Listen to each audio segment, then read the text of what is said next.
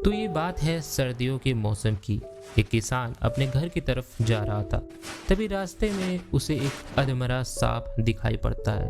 हो सकता है कि सर्दियों के कारण उसकी ये हालत हुई हो। उसकी पूरी बॉडी ठंडी पड़ गई थी। किसान को यह देखकर उस सांप के लिए दया आ जाती है और वो उसे घर ले जाता है, चिमनी में आग जलाता है और उसे उसके पास रख देता है। धीरे धीरे उसकी बॉडी गर्म होने लगती है और वो होश में आ जाता है। होश में आते ही उसने किसान को अपने पास देखा और अचानक ही उसे काट लिया, जिससे कि किसान तड़प तड़प कर वहीं मर जाता है। पहली नज़र में यह कहानी आपको सिंपली ट्रस्ट एंड बिट्रेयल के बारे में लगती है, लेकिन क्या हो आप इसमें और गहराई से देखें। इस कहानी से दो बहुत बड़े सवाल उठते हैं। क्या सांप यह नहीं चुन सकता था कि इसने मेरी जान बचाई तो मैं इसे माफ कर दूं, मैं इसे नहीं काटूं? और क्या किसान यह नहीं सोच सकता था कि ये तो सांप है, होश में आते ही मुझे ही डस लेगा, तो मैं क्यों इसकी मदद करूं? क्या सच में उस समय किसान के पास ऐसी कोई चॉइस थी कि वो उसे हेल्प ना करे या करे? और यहीं से हम बात करेंगे फ्री विल एंड डिटर्मिनिज्म के बारे में।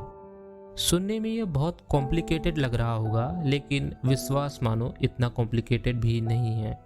Free will means the ability to make choices freely, यानी कोई भी चॉइस करने के लिए आप फ्री हो तो उसे फ्री विल कहते हैं।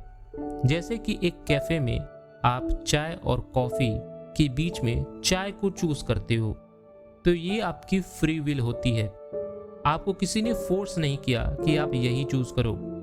लेकिन यही डिटर्मिनिज्म यह कहता है कि your choices might not be as free as they seem. हो सकता है जो तुम चॉइसेस कर रहे हो शायद तुम नहीं चुन रहे हो। सुनने में थोड़ा अटपटा लग रहा होगा, लेकिन मान लो कि तुम कैफे गए और तुमने चाय को चुना, तो हो सकता है तुम हमेशा से चाय को इसीलिए चुनते आए हो क्योंकि तुम यही पीते हुए आए हो, तुम यही पीकर बड़े हुए हो, या फिर तुमने हमेशा कैफीन को अवॉइड किया है। कहने का मतलब यह है कि तुम्हारे पास्ट एक्सपीरियंसेस और बायोलॉजिकल रीजंस तुम्हारे चॉइसेस को कंट्रोल करते हैं, जो कि तुम्हें शायद पता भी नहीं होगा। तो क्या सांप पूरी तरह फ्री था कि वो किसान को काटेगा या नहीं, या फिर किसान को काटना उसके नेचर में ही था जिसे वो बदल ही नहीं सकता? सांप बाकी जानवरों की ही तरह इंस्टिंक्ट के अकॉर्डिंग रिएक्ट करते हैं। जब उन्हें डर लगता है तो वो भी काटते हैं, और यही डिटर्मिनिज्म है। फिलोसोफर बारुक स्पिनोजा कहते हैं कि हम सभी चेन एंड कॉज इफेक्ट का हिस्सा हैं, बिल्कुल उस सांप की तरह। The snake did not choose to bite, it did so because that's what it was programmed to do by nature. काटना तो सांप की फितरत है, प्रकृति में है, तो वह किसान को काटे या ना काटे वो चुनना उसके बस में नहीं है। आओ इसे हम अपने रोजमर्रा की जिंदगी में देखते हैं। जिस तरह के तुम चॉइसेस लेते हो, जिस तरह के डिसीजंस तुम लेते हो, क्या वो डिसीजंस सच में तुम्हारे ही हैं, या फिर वो डिसीजंस कहीं ना कहीं तुम्हारे पास या तुम्हें कैसे पाल पोस कर बड़ा किया गया है, इवन तुम्हारी सोसाइटी की वजह से हो सकता है।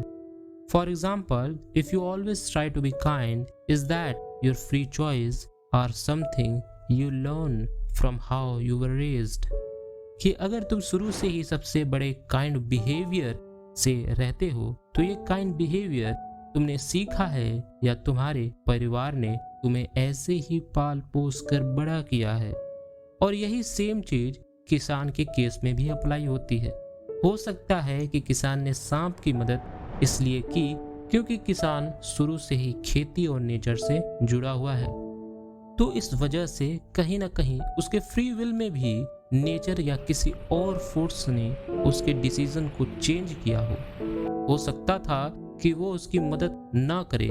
इनफैक्ट आप में से कोई भी एक आम आदमी मोस्ट प्रोबेबली उस सांप की मदद नहीं करता, और इसका जीता जागता उदाहरण तो हमने देखा ही होगा कि रोड पर कभी ना कभी कोई ना कोई जानवर मरा हुआ रहता है, लेकिन किसी के कानों में जू तक नहीं रेंगती।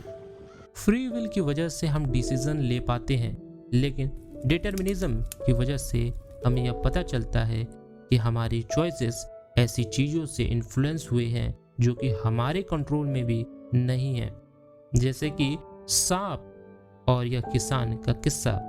सांप यह चूज नहीं कर सकता कि काटें या ना काटें। काटना तो उसकी प्रकृति है, तो काटेगा ही ना।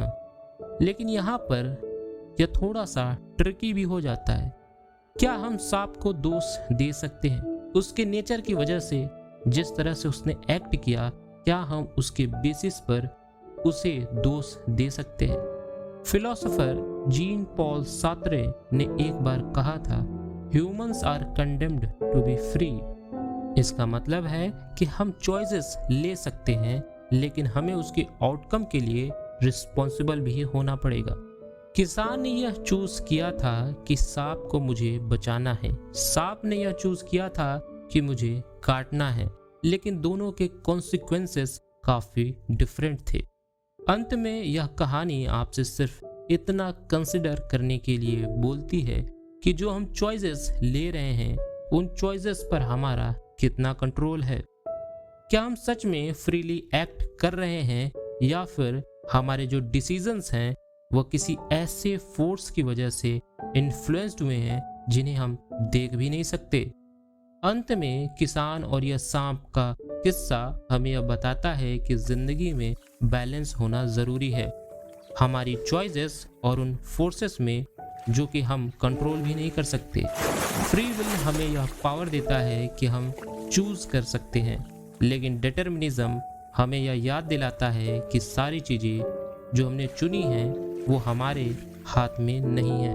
जैसे जैसे हम अपने ज़िंदगी में आगे बढ़ते हैं, हम भी किसान की तरह ऐसे डिसीजंस करते हैं, और कभी भी जो आउटकम होता है वो सांप के काटने की तरह ही अनएक्सपेक्टेड होता है।